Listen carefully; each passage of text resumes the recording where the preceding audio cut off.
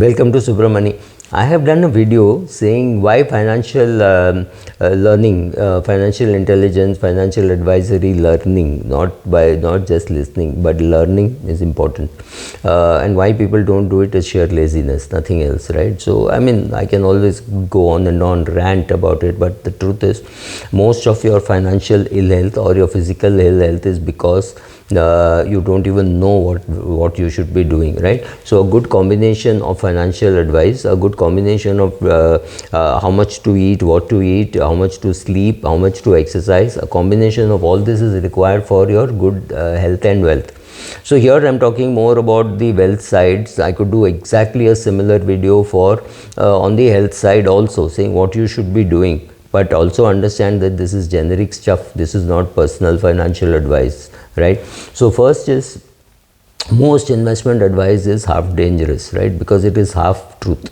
I wouldn't say it is dangerous because it is half truth. It is dangerous because you understand only that portion at that time and you're unable to link to something else. So for example, Warren Buffett did not need or did not think it was necessary for him to buy shares of other companies in other countries, etc. He thought a straightforward portfolio is good, but please understand, Buffett companies included Coke, which goes to 140 countries, or Colgate, which goes to 150 countries, right? So that's also important to understand. But then there is John Templeton, who thought to make money you have to go abroad, so he went and invested abroad. So John Templeton will tell you diversify, that is the best thing, and Warren Buffett will say don't diversify, you diversify only because you don't know what you're doing, so please don't diversify. Now the question to ask is, who is right?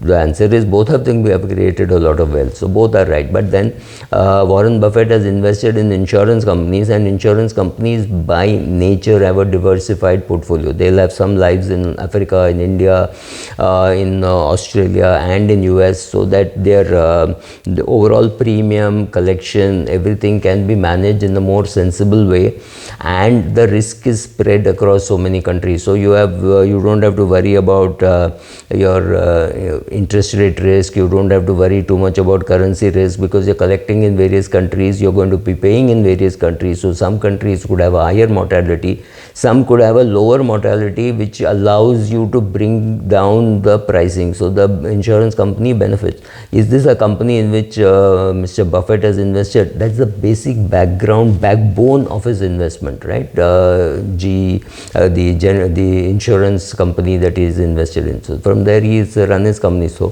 has Buffett diversified? Well, maybe yes, maybe no, right? So knowing which one to take, which portion of the advice to take, you can do that only when you understand history, right? So I can tell you, in Japan there are two generations, one who believes that the market can never go down, and other who believes that the market can never go up, right? The market has done this over a long period of time. Yes, there could have been fluctuations in between, but in the long run it has gone up and then gone down and just stayed there. SIP would not have worked, right?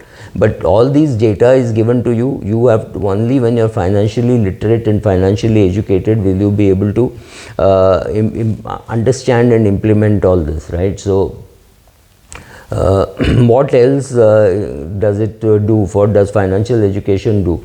Well, it tells you how to overcome conflict of interest. Can you eliminate conflict of interest? Very few people have done it. Parag Parekh of PPFAS did it long back. God rest his soul. I think it must be 8, 9 years, 10 years back that he died. But he sold off his broking business when he started PMS. He sold off his PMS business when he started his mutual fund, and he went and invested his own money in the schemes in which in the scheme which was launched, right? I remember him telling me that I've shut down my PMS business, which was not very surprising for me, because he had earlier shut down his brokerage business. Conflict of interest, how to avoid it? Well, only financial education will be able to tell you. You will not, I can't make a video on how to avoid conflict of interest. Over a period of time, you will understand how to avoid conflict of interest, and that's the best way of learning.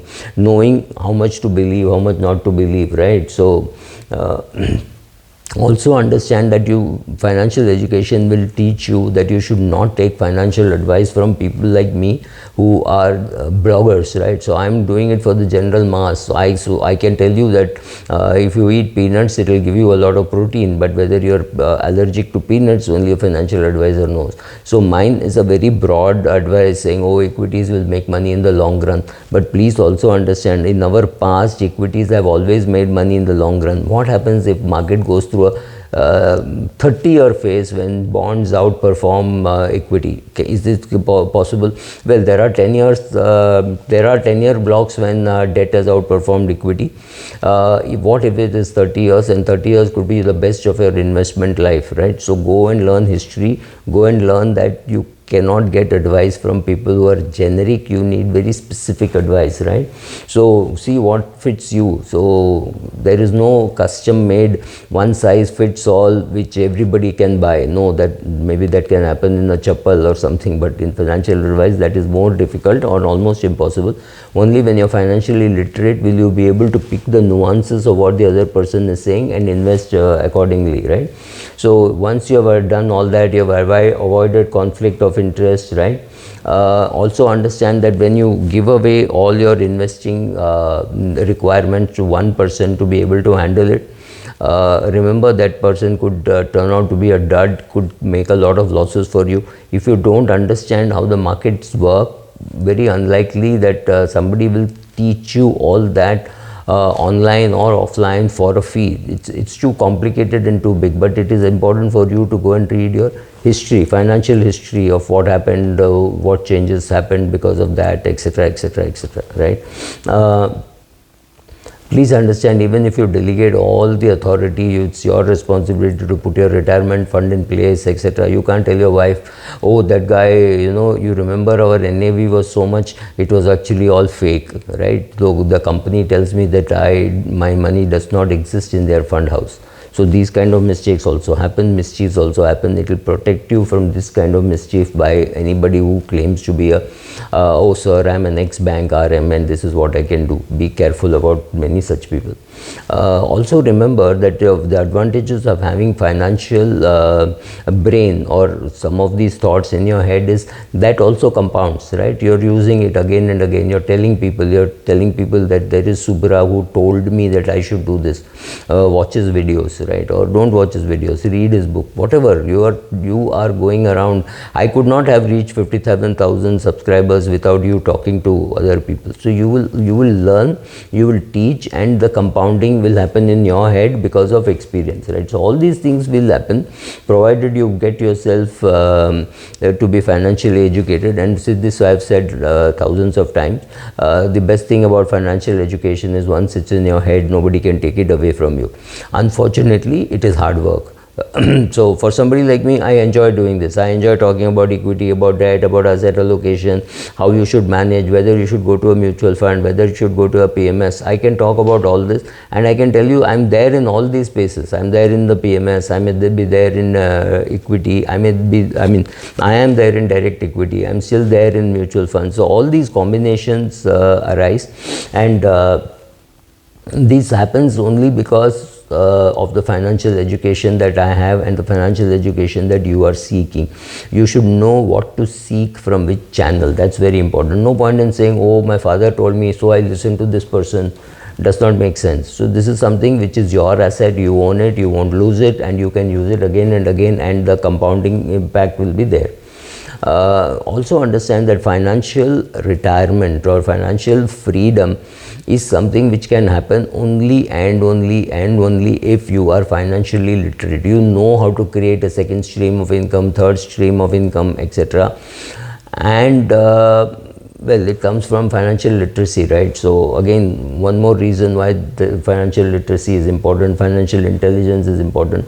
I do think in the long run, financial education about diet, health and sleep, this combination is going to become very important, but you have to be in a position to be able to hear that, learn that, understand that and implement that. So you have to start with all your plans, something you keep doing.